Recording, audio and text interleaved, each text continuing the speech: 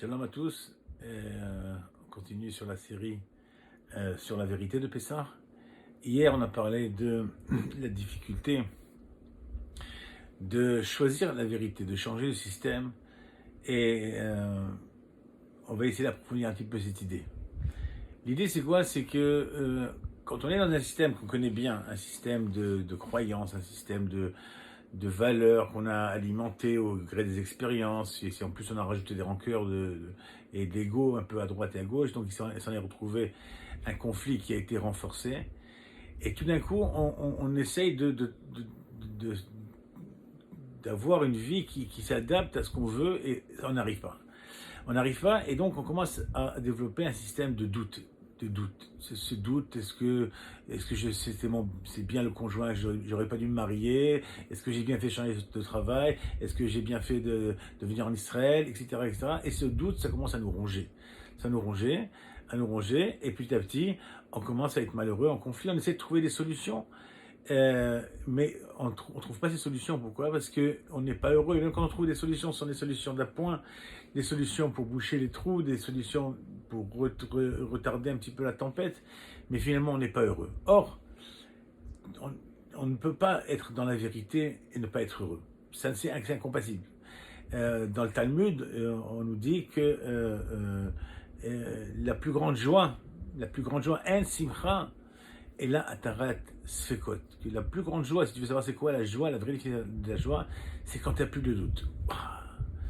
Ça y est, je sais. C'est lui. D'ailleurs, regardez, quand on tombe amoureux, on est tellement certain que c'est notre conjoint. Tout d'un coup, on a un vide qui est rempli, il est comblé, on n'a plus cette doute, est-ce qu'on va rester célibataire, est-ce qu'on aura des enfants, etc. On a une joie qui nous transporte parce qu'on est dans la vérité. Et au lieu de continuer sur cette vague, sur cette tendance, eh bien, on commence petit à petit à interpréter les choses, et puis, tiens, on commence à voir un peu écorner cette vérité, puis ça ne correspond pas à la mienne, etc., etc. Et là, ça commence à tourner et à développer les sphécotes. Dans la prière du matin, on dit que les olam y adam modé à la emet. Avant de commencer la prière, la première chose qu'on te dit, tu sais quoi? La première chose que tu dois faire, c'est de reconnaître la vérité. Vedover et med bilvavo. Et pars dans la vérité dans ton cœur. Je m'explique. Si on est dans une situation conflictuelle et qu'on n'est pas heureux, siman, qu'on n'est pas dans la vérité, d'après ce qu'on vient d'expliquer. Et parce que si on est dans la vérité, on n'aurait pas de doute. Et si on n'a pas de doute, on serait heureux, on serait dans la joie. D'un côté, on veut servir Hachem. Hachem nous dit, vous savez quoi? Et d'où est Hachem Besimpra? Vous venez chez moi, je veux la joie. Venons traduire. On a dit que la joie vient du émet, d'enlever les doutes, et Hachem veut qu'on le serve dans la joie, veut dire, CQFD, qu'on doit servir Hachem dans la vérité. Alors comment on fait ça? Vous savez, tout le monde, on est tous humains. Tous les jours, moi aussi le premier, tous les jours, on a des situations de doute. Tous les jours, on a des situations de qu'est-ce que je fais? Est-ce que je suis. La première indice que je dois vérifier, mesurer, c'est l'indice de satisfaction. L'indice de Simcha. Les Bnei Israël, ils ont mérité de recevoir la Torah au mont Sinaï parce qu'ils ont dit deux choses. Ils ont dit, si on commence à réfléchir, et c'est ce qu'ont fait toutes les nations, ta Torah c'est gentil, qu'est-ce qu'il y a dedans? Ils ont commencé à réfléchir, à peser le pour et le contre, pour voir si ça pouvait leur convenir, et finalement, quand ils ont eu un doute, ils ont dit non, c'est pas pour nous. Au contraire, les Bnei Israël, ils ont mérité dans la Torah, ils ont dit Naaseh Venishma. C'est quoi Naaseh Venishma? D'abord, on adapte la vérité, on a une application. Attention, on n'a pas dit qu'on ne va pas comprendre. Mais d'abord, on ne conditionne pas ça au fait de comprendre. Quand vous vous mariez avec quelqu'un, par amour, coup de foudre, ce que vous voulez, on fonce, on n'a pas de questions, on ne se pose pas de questions à comment faire demain, etc., etc. Et non, tout est beau, tout est rose, on vivra d'amour et d'eau fraîche, mais on n'a pas de doute là-dessus. L'avenir est serein, l'avenir est beau. Alors pourquoi, quelques années plus tard, on est rangé par le doute, par le safek? Est-ce que je continue avec lui? Est-ce que je continue pas avec elle? Etc., etc. Pourquoi on ne retrouve pas cet état? Parce qu'on a changé de système de vérité. Le système de vérité, il est simple. Ou c'est Hachem qui dirige le monde, et Hachem est bon, et tout ce qui fait Hachem est bon, et tout ce qui se passe dans ma vie, c'est Hachem, donc tout ce qui se passe dans ma vie, c'est bon. Ah oui, mais je ne vois pas comme bon. Très bien. Parce que tu regardes avec ta vérité, pas avec la vérité d'Hachem. Si tu regardes avec la vérité d'Hachem, alors tu serais heureux tous les matins. Tu te lèves, il y a de l'argent, il n'y a pas d'argent, c'est pas notre problème. Notre problème, il est de servir Hachem dans la joie. Après, laisse faire Hachem. À partir du moment où on a servi Hachem dans la joie et qu'on est connecté avec Hachem, alors maintenant Hachem, il sait très bien. Il sait très bien que tu as un souci de Parnassa, ou un souci de Shlom Bayit, ou un souci de ça, et ça, et ça, etc. Il sait très bien, parce que si tu dis que c'est lui qui a tout créé dans ta vie, donc ça aussi, il le sait bien. Mais peut-être que Hachem m'a mis ça pour tester ma émouna, peut-être qu'Hachem m'a mis cette épreuve pour tester ma joie. Alors, au lieu de prendre soi-même des décisions, au lieu de se dire, non, si ça colle pas comme ça, je dois faire comme ça et comme ça, de cause à effet, on rentre dans le conflit. Regardez, pourquoi quand Dieu préserve, quand il y a une maladie grave, on va chez le médecin, ce qu'il dit le médecin, ça y est, c'est kadosh. On n'a pas de doute, on n'a pas de safek, on ne pose pas des questions, on n'a pas des conditions, on ne dit pas, je vais étudier les molécules pour voir ce que c'est bien. Non, on fait confiance. Et on est déjà heureux. Pourquoi? Parce qu'on a un espoir, on a cette certitude que le médecin va faire le mieux pour nous. Mais ça, c'est un homme de chair et de sang.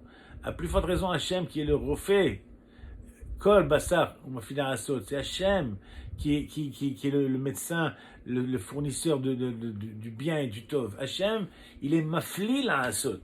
C'est ça la notion qu'on n'arrive pas à comprendre. Mafli la asot, c'est quand Mafli la asot, Dieu il utilise quelque chose qui s'appelle le pélé. Pélé, c'est quoi? C'est au-delà de la nature. C'est quelque chose qui n'est pas logique. T'as pas d'argent? Ok. Dans ton système, t'es malheureux parce que tu ne vas pas d'issue. Si je travaille pas, et demain il y a des fêtes, je travaille pas, j'ai pas de quoi payer les fêtes, j'ai pas de quoi faire telle cérémonie, j'ai pas de quoi construire, etc. C'est vrai. C'est dans le système à toi. Et dans le système d'Hachem, à partir du moment où tu dis Hachem, écoute, tu m'as demandé de te servir dans la joie. Les conditions que tu m'as données dans ma vie aujourd'hui, je ne les comprends pas. Et je ne veux pas les comprendre. Moi, je fais Naaseh, Venishma. D'abord, je vais te servir dans la joie. Je vais libérer mon cœur. Je vais libérer mes énergies. Je vais retrouver un équilibre. Et puis, je te laisse faire. Et puis, tout d'un coup, on ne sait pas comment, par quel miracle. Même les médecins ils disent, oh non, ça c'est un miracle. Il y a un miracle qui s'est passé, on ne sait pas quoi, etc. Et c'est tous les jours, je peux vous dire qu'on rencontre ça. Que ce soit dans les maladies, dans la parnassa, dans le zivou, dans les enfants, tout ce que vous voulez, on trouve, ça c'est le système d'Hachem. Hachem dirige au-delà de la nature. Alors d'un côté, on veut être branché avec Hachem. D'un autre côté, on le sert avec le cœur lourd. On le sert, on n'est pas si heureux que ça. Et on pleure pour des choses qui sont... On voudrait qu'Hachem rentre dans le système de ma logique. Hachem, regarde, j'ai pas ça. Donne-moi un client de plus, mais c'est pas ça. Ok? Il y a un principe qui dit, fais la volonté d'Hachem pour qu'il fasse ta volonté. Le mot ratson, assez retsono, ratson c'est quoi? C'est atsinor, c'est les mêmes lettres que tsinor. Hachem il demande une seule chose, donne-moi le keli, fais-moi un keli et laisse-moi faire. Mais on a du mal avec ça. Pourquoi? Parce qu'on panique. Mais comment? Mais ça s'appelle la Emouna. La fête de Pessah, c'est la fête de la Emouna. Comment s'appelle la matzah? L'achma d'imemnuta, le pain de la Emouna. Comment je peux le rassasier avec quelque chose qui n'a pas gonflé, qui n'a pas de levain, c'est plat, hop. Ça, c'est l'épreuve de la Emouna. Si tu arrives à comprendre que lo al alechem levado yechia adam, pas sur le pain tu vis, pas sur ta logique tu vis, sur la lumière d'Hachem tu vis. Vous savez, dans la vie, on n'aura pas le temps aujourd'hui de développer, mais peut-être une autre fois, on va expliquer comment l'énergie divine se matérialise dans la réalité, comment elle devient réalité. L'énergie divine, c'est un potentiel de réalisation, mais il faut lui donner un moule. Le moule, c'est toi qui le choisis, c'est ça ton libre arbitre. Mais tu ne peux pas imposer à Hachem qui s'adapte à ta logique, parce que c'est pas ça la vérité. La vérité, on ne la connaît pas. On sait qu'Hachem, il fait tout pour nous, il fait tout pour le bien, et que malgré qu'on ne comprenne pas, c'est pour notre bien. Alors, si c'est pour notre bien, sourions heureux, renforçons notre émouna, et c'est ça qu'on essaiera de développer demain, Hachem. Cette nékouda, je sais que c'est pas facile, et tous les jours, moi personnellement, à chaque fois que j'ai un problème de doute, je m'arrête. Pourquoi tu n'es pas heureux? Qu'est-ce qui se passe? Regarde ton cœur. Est-ce que c'est la vérité ou ta vérité? Si c'est ma vérité, tout de suite j'arrête. Si c'est ma vérité, c'est pas la bonne vérité. Et je fais confiance à Hachem, et je dis à Hachem, tu sais quoi? Fais ce que tu veux, je te fais confiance. Béat Hachem, qu'on mérite tous d'arriver à cette darga de Emouna, et ça travaille tous les jours. On essaiera d'y revenir cette semaine, Béat Hachem. Bonne journée à tous.